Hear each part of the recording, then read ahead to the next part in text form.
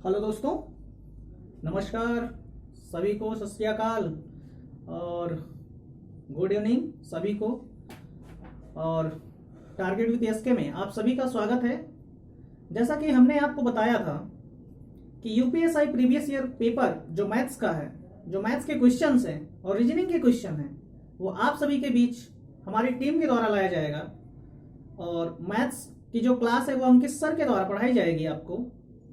जैसा कि आप पीछे स्क्रीन पे देख रहे होंगे, क्वेश्चंस भी है। यूपीएसआई शायद 12 नवंबर का ये पेपर है जो हुआ है, उसको अंकित सर के द्वारा आज लाया गया है। तो आप लोग वीडियो को एंजॉय करिए, क्लास का मजा लीजिए और हंसते हंसते एकदम क्लास अटेंड करिए। और वीडियो को लाइक करें, शेयर करें, सब्सक्राइब करें चैनल को। और शेयर तो भाई करना बनता है, ठीक है। अगर आपको वीडियो पसंद आती है तो लाइक भी करें, शेयर भी करें और कमेंट के माध्यम से हमें बताएं कि कैसी रही क्लास, आपको क्लास कैसी लग रही है, कैसी क्लासें चल रही हैं। और रीजनिंग की क्लास भी मैथ्स के साथ आपको दी जाएगी, ठीक है। तो आप लोग मैथ्स की क्लास का आनंद उठाइए।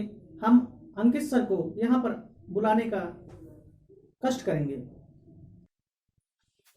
हेलो दोस्तों, नमस्कार। जैसा कि अभी सूरज सर आप लोगों को बताया कि क्या कहते हैं, हम क्या कराने वाले हैं आज इस वीडियो में।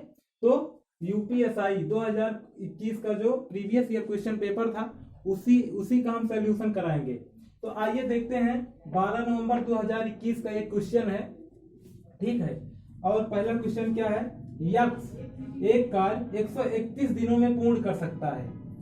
वह 47 दिनों तक अकेला कार्य करता है और शेष कार्य को वाई ने 84 दिनों में पूरा किया। दोनों एक साथ संपूर्ण कार्य को पूरा कितने दिनों में करेंगे? तो कार्य कितना है ये, अगर यक्ष अकेले पूरे कार्य को करता, हम यक्ष की बात करें तो वो 131 दिनों में कार्य को पूर्ण कर लेता, लेकिन यक्ष ने कितने दिन काम किया? 47 दिन काम किया। तो यक्ष कितने दिन काम किया? 47 दिन काम किया।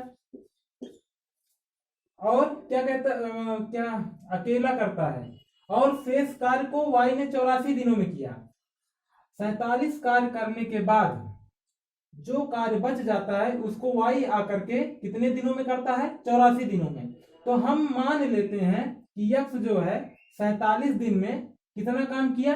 47 काम किया। कितना काम किया? 47 काम किया, ठीक है। 47 काम किया।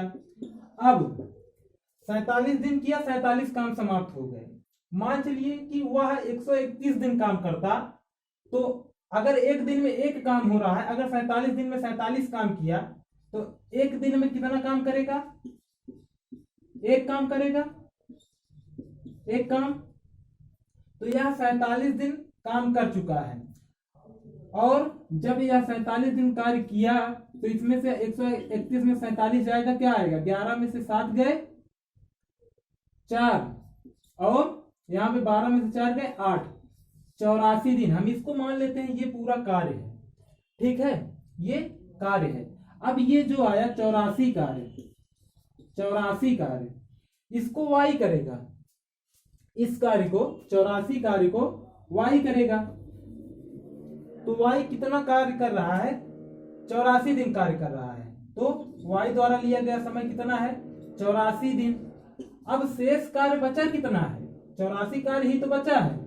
तो ये भी 84 कार्य किया 84 दिन में।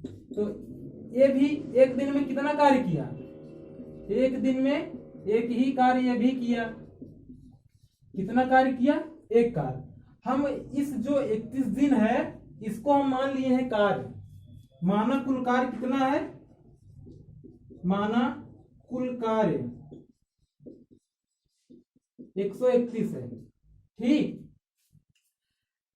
अब एक दिन में एक कार्य ये भी किया, तो इन दोनों की क्षमता क्या आ गई? अगर इन दोनों की क्षमता की बात करें तो एक दिन में एक काम कर रहे हैं तो क्षमता तो एक ही है ना। क्षमता इनकी भी एक ही है और इनकी भी एक है, मतलब यक्ष की भी क्षमता एक है और वाई की भी क्षमता एक है। और हमसे पूछा क्या है, कितने दिनों में करेंगे। दोनों को अगर मिला दिया जाए, x और y को मिला दिया जाए तो काम, ये जो 31 काम है ये कितने दिन में कर लेंगे।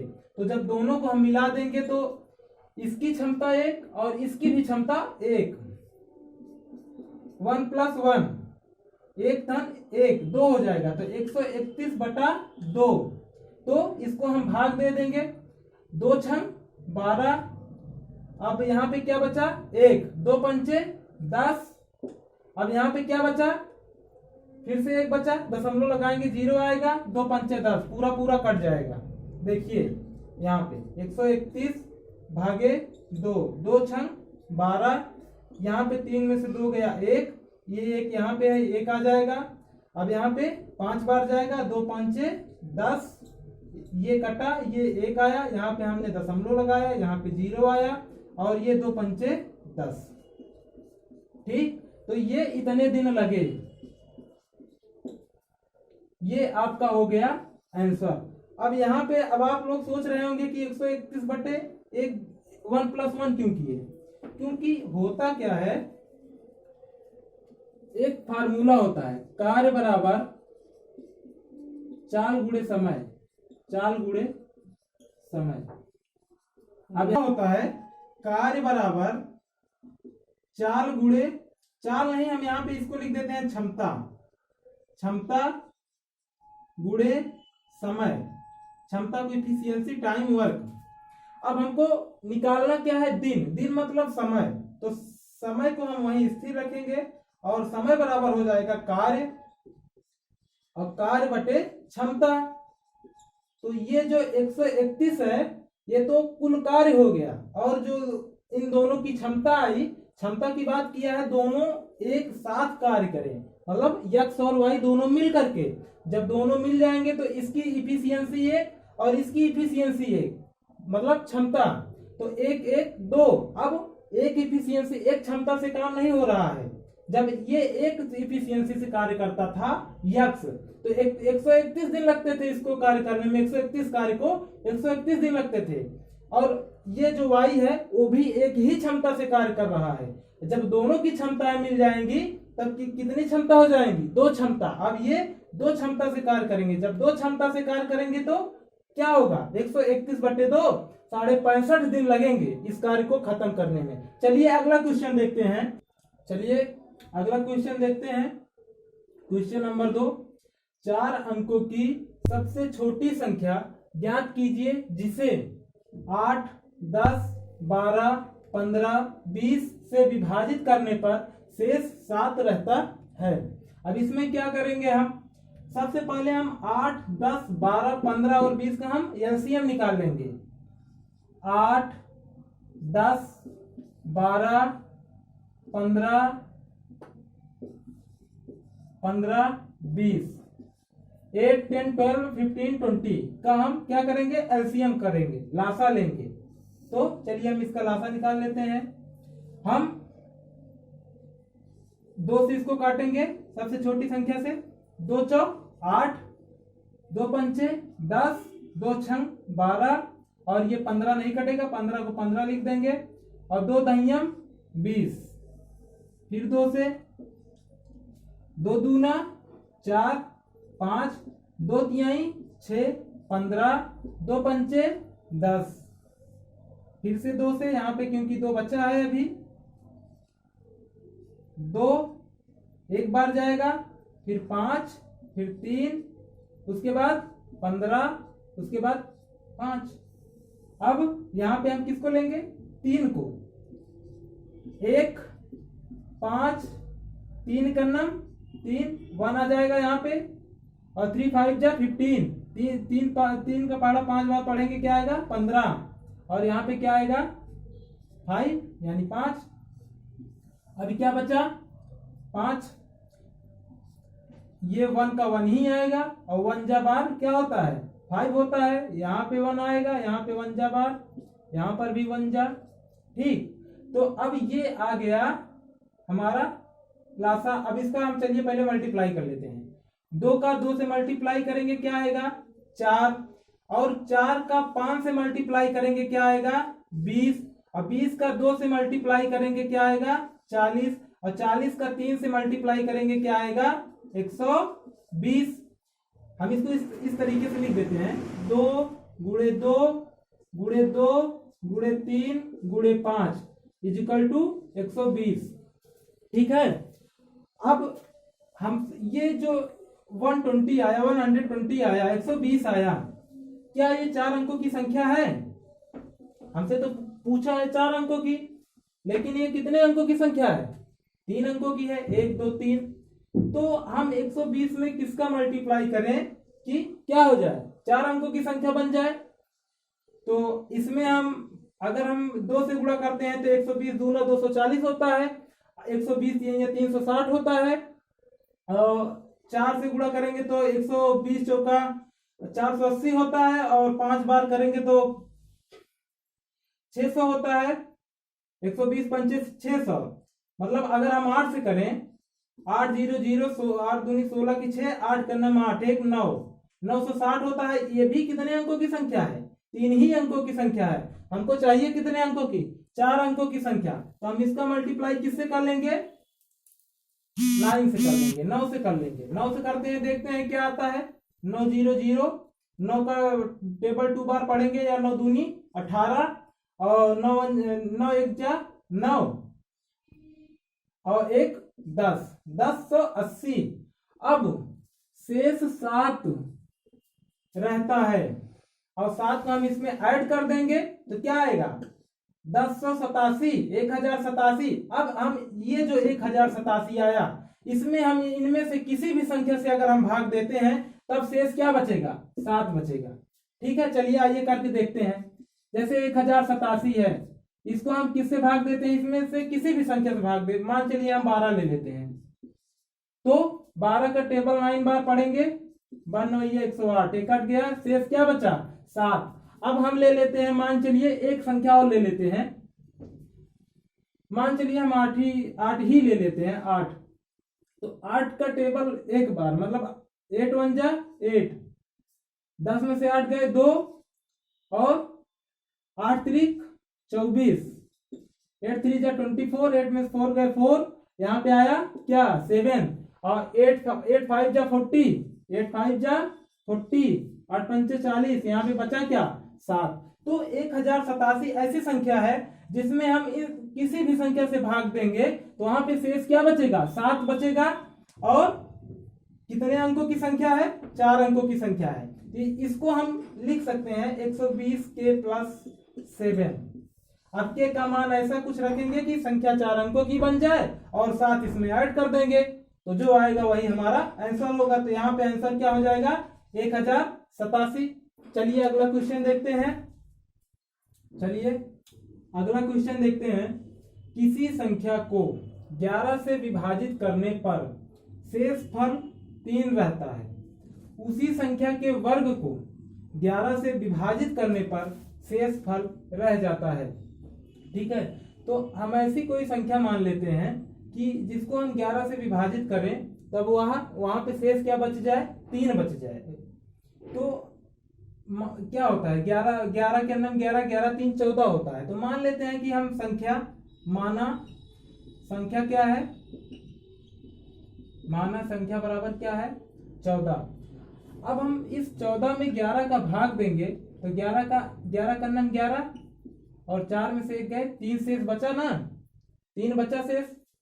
ये लाइन तो हो गई पूरी। 11 से विभाजित करने पर शेष फल 3 रहता है। ये तो हुआ आपका पूरा। अब क्या कह रहा है? उसी संख्या के वर्ग को, मतलब इस 14 के वर्ग को 11 से विभाजित करने पर शेष फल रह जाता है।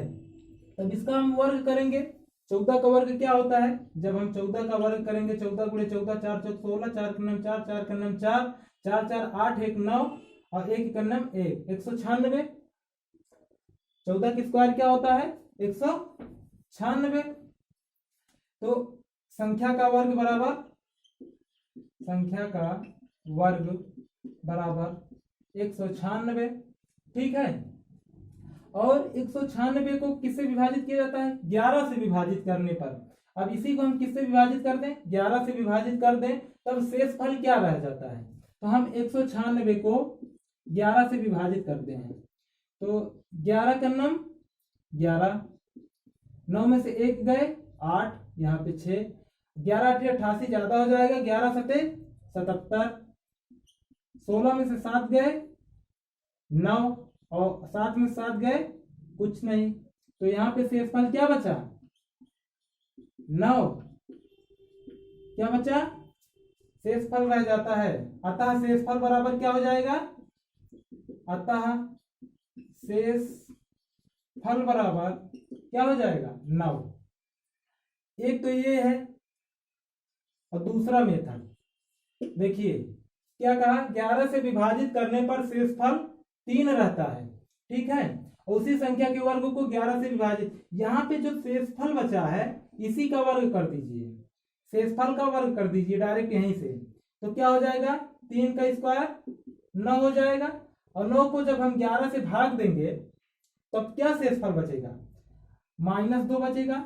एक शेषफल क्या बचेगा -2, एक शेषफल -2 बचेगा, तो दूसरा इस 2 में क्या जोड़ेंगे कि 11 हो जाएगा, 11 लाने के लिए हमको इसमें क्या जोड़ना पड़ेगा 9, तो दूसरा शेषफल क्या हो जाएगा 9, तो यही हमारा क्या हो जाएगा आंसर।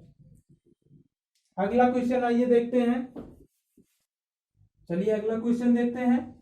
दी गई छवि में यक्स का मान ज्ञात कीजिए। यक्स बराबर √587 माइनस √121 डिवाइड बाई मतलब भागे √2316 माइनस √180 माइनस √1296। चलिए आइए इसको देखते हैं क्या करना है। अब हमको अंडर रूट हटाना है तो हम क्या करेंगे, इसका वर्ग करेंगे, मतलब ये किसका वर्ग है ये देखेंगे, तो 1296 किसका वर्ग होता है, तो देखिए अगर हम 1 से लेकर के 10 तक के बीच की बात करें तो या तो 4 के स्क्वायर में आता है लास्ट में 6, या तो 6 के स्क्वायर में आता है लास्ट में 6, क्योंकि 6 के स्क्वायर 36 होता है। अगर हम देखें यहाँ पे, चलिए यहाँ पे हम कर लेते हैं 1296 का वर्ग, 1296 का वर्ग अगर हम देखें तो 4 के स्क्वायर में या तो 6 आता है लास्ट में, या तो 6 के स्क्वायर में लास्ट में 6 आता है। 4 के स्क्वायर 16 होता है और 6 के स्क्वायर 36 होता है, दोनों में लास्ट में क्या आता है 6 आता है। अब 12 किन वर्गों के बीच में आता है, 3 का स्क्वायर क्या होता है 9 और 4 का स्क्वायर क्या होता है 16, तो इन दोनों संख्याओं के बीच में यहीं पे कहीं पे 12 आता होगा, तो हम इन दोनों में छोटी संख्या ले लेंगे। क्या ले लेंगे, छोटी संख्या, 3 ले लिए। अब ये जो क्या कहते हैं 12 है 9 के ज्यादा करीब है या 4 के ज्यादा करीब है, मतलब 9 के करीब है 16 के करीब है, तो 9 से अगर हम देखें तो 3 का अंतर है। कितने का अंतर है, 3 का अंतर, 9 3 12 होता है। अगर हम 16 से देखें तो 12 4 16, 4 ज्यादा होता है, तो हम इसमें कौन सी संख्या लेंगे, छोटी वाली के समीप है ना, तो छोटी वाली संख्या ले लेंगे। 12 4 16 और 3 त्रिका 9, यहाँ पे 12 और 9 3 12, तो यहाँ पे हम लेंगे,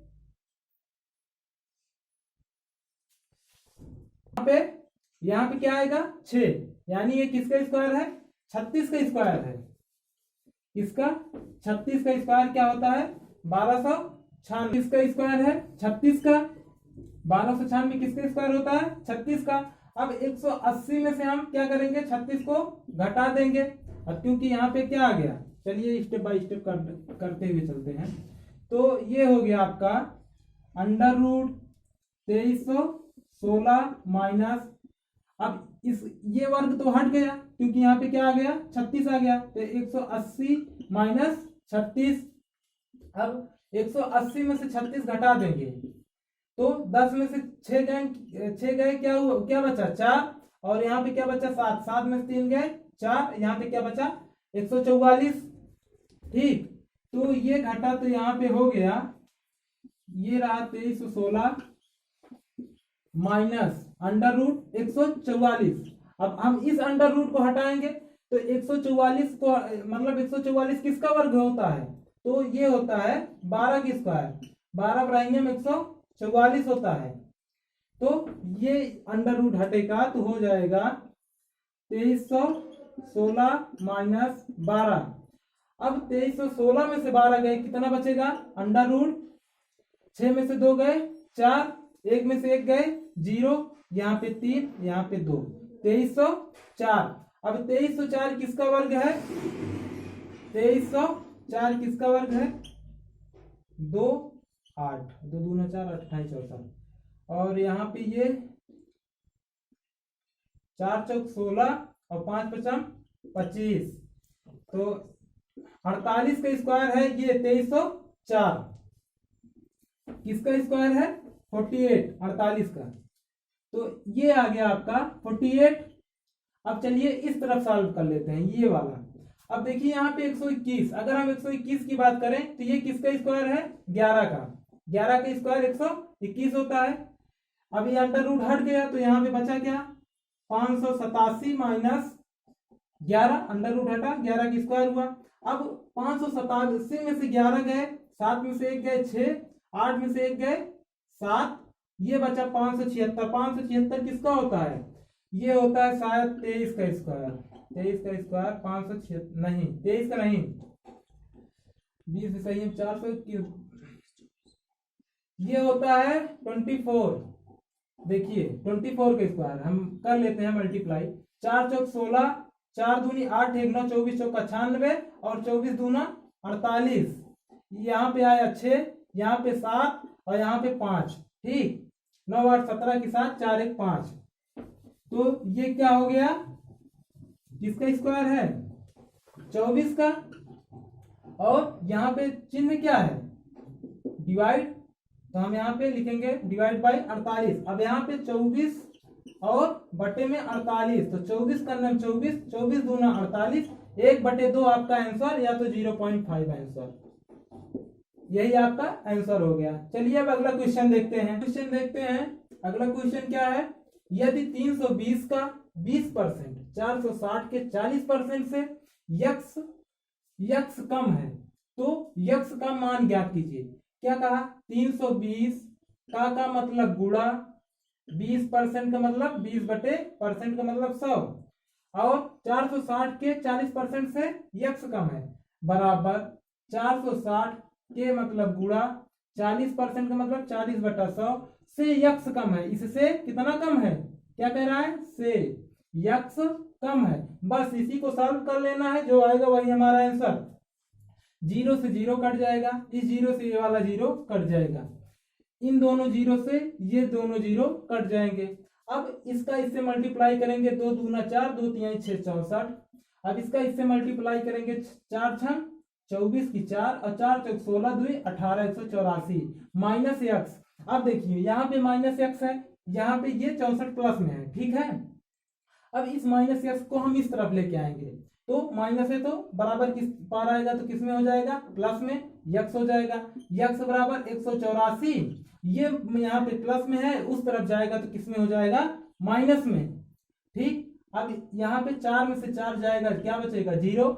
8 में से 6 जाएगा, क्या बचेगा? 2। और यहाँ पे क्या बचेगा? 120। यक्स का मान क्या निकल के आया? 120 आंसर। चलिए अगला क्वेश्चन देखते हैं। अगला क्वेश्चन क्या है? 700 तक कितनी संख्याएं 3 और 5 दोनों से विभाज्य हैं? तो हम क्या करेंगे? 3 और 5 का गुणा करा लेंगे। 3 और 5 का गुणा करा लेंगे, क्या आएगा? 15। अब हम 15 का 700 में भाग दे देंगे, 15 का 700 में भाग दे देंगे।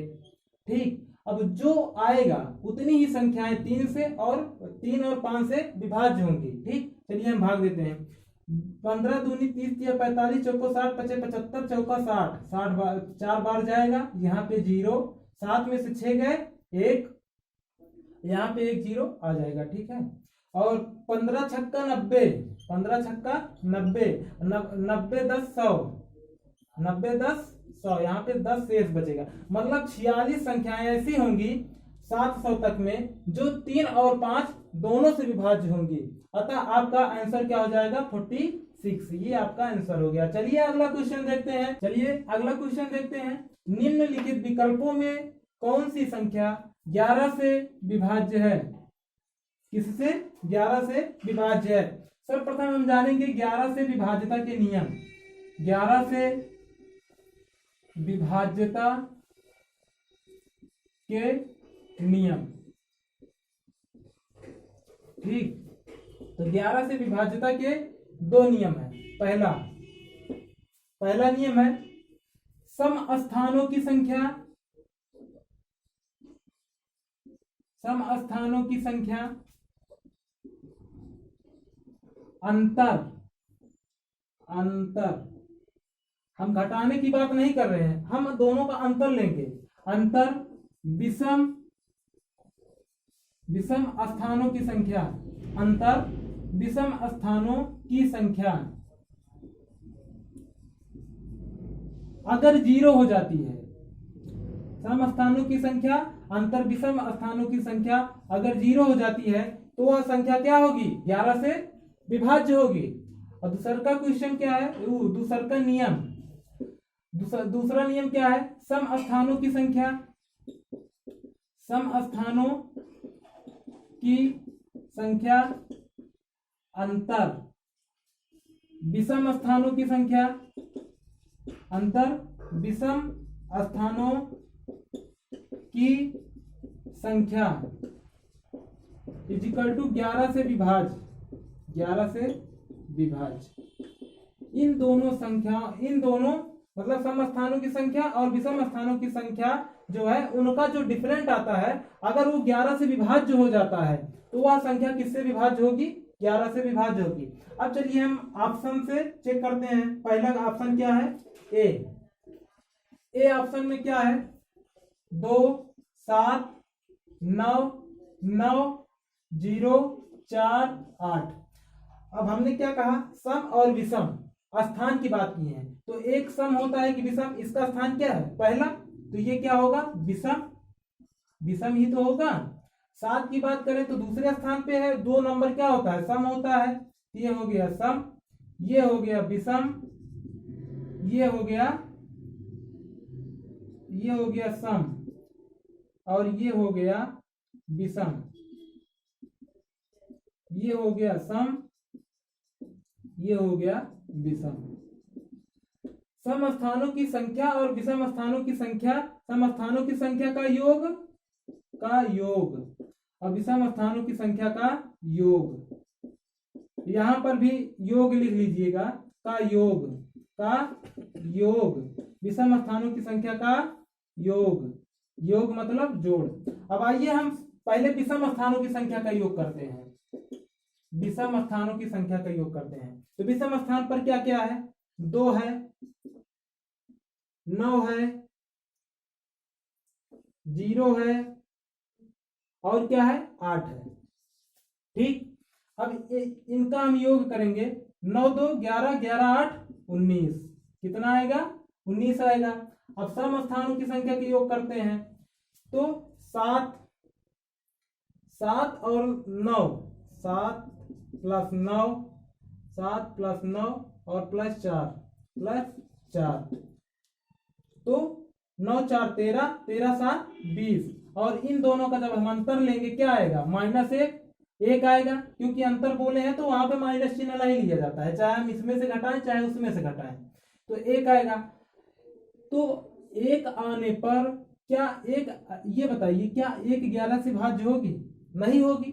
1 11 से ना भाज्य है ना तो ये 0 है, तब यह संख्या 11 से भाज्य संख्या नहीं है, 11 से भाज्य संख्या नहीं है। चलिए अगला चेक करते हैं, ऑप्शन नंबर 2। ऑप्शन नंबर 2, अब इस प्रकार से हम लिख के नहीं बताएंगे, इसी में डायरेक्ट चेक कर लेंगे। देखिए ये सम है, विषम, पहला विषम होता है, ये सम होता है, ये विषम, ये सम, ये विषम, ये सम और ये विषम। तो विषम स्थानों की जो संख्या है, चलिए हम पहले उनका योग कर लेते हैं। देखिए विषम पे क्या क्या है? 2 है, और क्या है? 9 है, और क्या है? 0 है, और क्या है?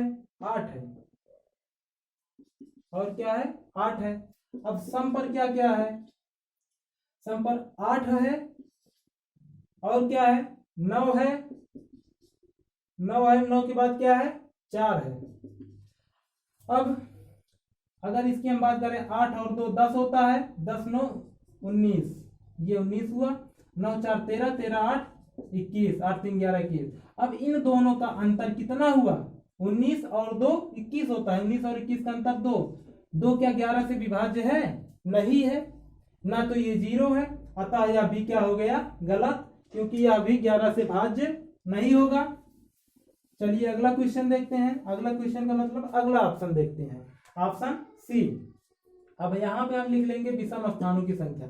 विषम पे क्या है 2 है, फिर क्या है 9 है, 9 के बाद क्या है विषम सम विषम, फिर से सम फिर विषम, फिर 0 है, फिर विषम 8 है। ठीक, अब सम स्थानों की संख्या को हम देख लेते हैं क्या क्या है, 6 है, प्लस 6 के बाद ये विषम ये सम, 9 है और ये सम, ये विषम ये सम, और 4 है। ठीक, अब इसको जोड़ते हैं, 8 और 2 10 होता है, 10 9 19 होता है, और 6 4 10 और 10 9 19, और इन दोनों का जो अंतर होगा वो कितना होगा 0। और हमने बताया है कि पहला नियम क्या कहता है, 11 से विभाज्यता का पहला नियम कहता है सम स्थानों की संख्या का योग अंतर विषम स्थानों की संख्या की योग अगर 0 हो जाए तो वह संख्या 11 से भाज्य होगी, अतः यह संख्या क्या है 11 से भाज्य संख्या है। चलिए अगला क्वेश्चन देखते हैं, चलिए अगला क्वेश्चन देखते हैं। एक दुकानदार 2 बैग को 5500 में बेचता है, दोनों की प्राइस क्या है 5500 रुपए, ठीक है। एक पर उसे 21% का लाभ होता है तथा दूसरी पर उसे 21% की हानि होती है, पूरे लेन देन में उसका लाभ या हानि परसेंटेज बताइए। 2 बैग है, ठीक है, 2 बैग है, एक की कीमत 5500 है और दूसरे की भी कीमत 5500 है, लेकिन एक पर वो कहता है कि लाभ होता है, एक पर क्या होता है लाभ होता है और एक पर क्या होता है हानि होता है।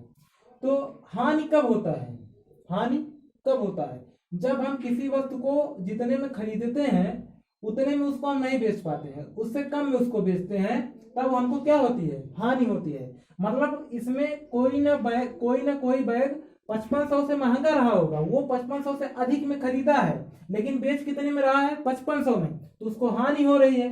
लेकिन एक बैग ऐसा भी है जिसको उन्होंने क्या किया है कितने में, मतलब 5500 से कम में खरीदा है और 5500 में बेचा है, तो उसको क्या हो रहा है लाभ हो रहा है। ऐसे क्वेश्चन में जब प्राइस दोनों पर वही हो सेम हो तो हमको इसमें प्राइस से नहीं मतलब है, सीधे परसेंटेज से हम इसको लगा देंगे। देखिए उससे 21% का लाभ होता है, एक पर कितने का लाभ होता है 21 का, तो 121, और एक पर क्या होता है 21% की हानि होती है, तो 21 100 का, देखिए 100 में 21% का लाभ हुआ, 100 रुपए की कोई वस्तु है 21% का लाभ हुआ, तो 21% का मतलब 21 रुपये का 21 अधिक, तो 21 इसमें ऐड करेंगे 100 में तो 121 हो जाएगा। अब 21% की हानि हो रही है तो 100 का 21% निकालेंगे 21 ही आएगा, और 21 100 में से 21 घटा देंगे तो क्या आ जाएगा 9, और यहाँ पे क्या बचेगा 7 79, 9 में से 2 गए 7, ठीक है, यहाँ पे क्या बचा 79, ठीक है,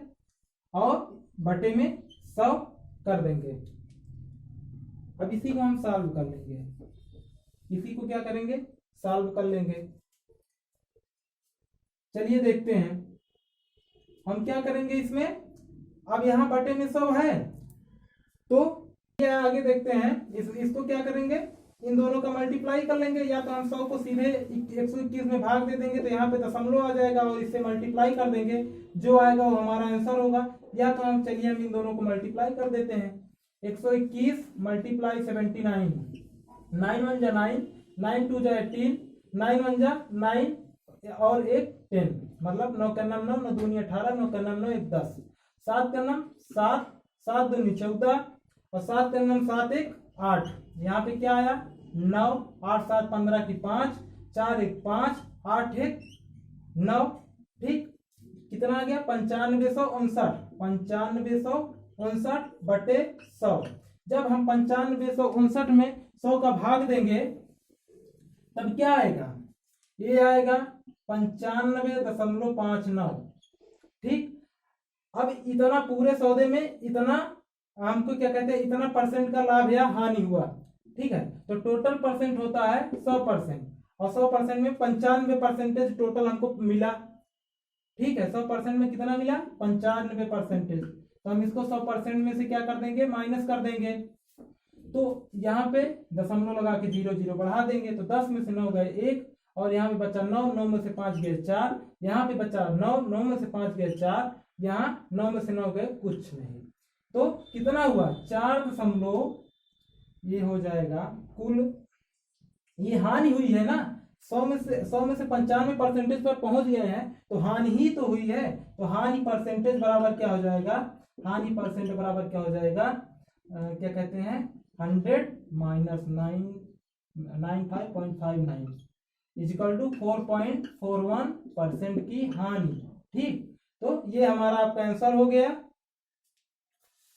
चलिए अगला क्वेश्चन देखते हैं, क्या कहा है क्वेश्चन। पाइप ए 48 मिनट में एक टैंक खाली कर सकता है, क्या कर सकता है, खाली कर सकता है। पाइप बी उसी टैंक को 72 मिनट में क्या कर सकता है, भर सकता है। और पाइप सी उसी टैंक को 96 मिनट में भर सकता है। ए की बात करें तो 48 मिनट ले रहा है, लेकिन क्या कर रहा है, खाली कर रहा है, तो यहाँ पे माइनस चिन्ह लगा देंगे। बी की बात करें, क्या कर रहा है, 72 मिनट में भर रहा है, तो यहाँ पे ये प्लस ही रहेगा, प्लस। और सी उसी टैंक को 96 मिनट में क्या कर सकता है, भर सकता है। सी भी भर ही रहा है, भर रहा है, कितने समय में, 96 मिनट में।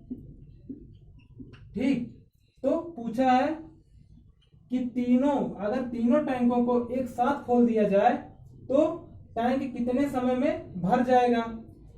अब 48, 72 और 96 का हम क्या निकाल लेंगे, लासा। 48, 72 और 96 का हम क्या निकालेंगे, एलसीएम।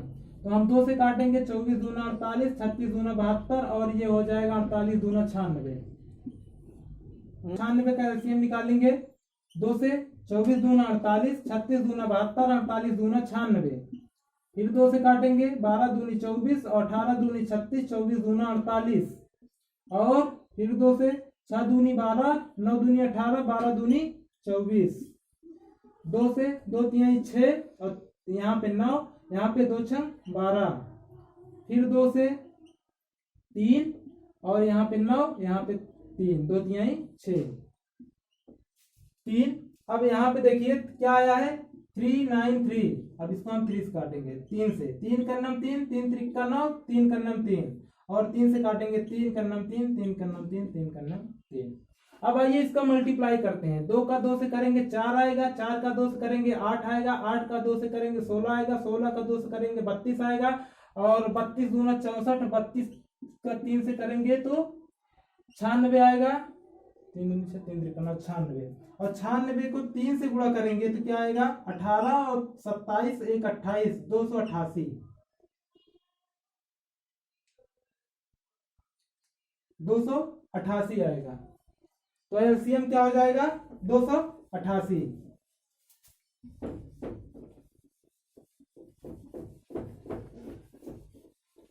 तो आप लोगों का जो एलसीएम होगा वो 288 हो गया। और ये जो 288 आया, ये पूरी टैंक की क्षमता आ गई। क्या आ गई, टैंक की क्षमता, मतलब टैंक में इतना पानी आ सकता है। ठीक है, ये पूरे टैंक की क्षमता है।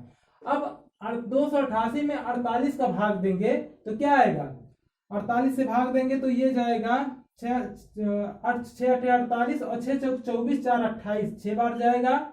और 72 से भाग देंगे तो 4 दूनी 8 और 4 7 28, 4 बार जाएगा। और 96 से 3 6 18, 3 53, 3 9 27, 1 28, ये 3 बार जाएगा। मतलब कि इसकी क्षमता क्या आ गई, एक ही क्षमता, ये आ गई क्षमता सभी की। इसे हम इफिशियंसी बोलते हैं। वो पूरे टैंक की, मतलब इतना लीटर पानी पूरे टैंक में आ सकता है। और ये जो है 48 मिनट में नहीं, 6 की स्पीड से, 6 की क्षमता से पानी को खाली कर रहा है। ये 4 के क्षमता से भर रहा है, और ये 3 के क्षमता से भर रहा है। हमसे पूछा क्या है, यदि तीनों टैंक को एक साथ खोल दिया जाए, ठीक है, तो बी तो टैंक को भर रहा है, सीवी टैंक को भर रहा है और ये क्या कर रहा है, टैंक से पानी बाहर कर रहा है, निकाल रहा है। तो इसको हम क्या कर देंगे, माइनस 4 और 3 को जोड़ेंगे 7 आएगा, माइनस 6 कर देंगे तो क्या आएगा 1, मतलब 1 आएगा। अब जो पानी टैंक में जा रहा है कितनी क्षमता से जा रहा है, वो सिर्फ 1 की क्षमता से जा रहा है।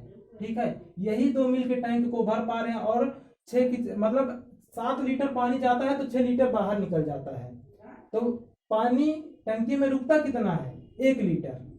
ठीक है, तो पूछा है कितने समय में भर देंगे, तो 1 से हम इसको भाग दे देंगे तो 288 मिनट आएगा। और इसको हम घंटे में बदलना चाहें तो 60 से भाग दे देंगे तो घंटा आ जाएगा। यही आपका क्या हो जाएगा, आंसर। तो भाइयों, आज की आप लोगों की जो क्लास है, आज की क्लास यहीं तक हम करते हैं। आगे का जो क्वेश्चन बच जाता है उसको हम अगले वीडियो में कराएंगे। ठीक है, और सबसे इंपॉर्टेंट बात, ये चैनल का नाम है टारगेट विद एसके, इसको आप लोग सब्सक्राइब जरूर करें और हमारे द्वारा जो कमियां रह जाती हैं उसको कमेंट में बताएं जरूर और वीडियो को लाइक करें। बस, धन्यवाद।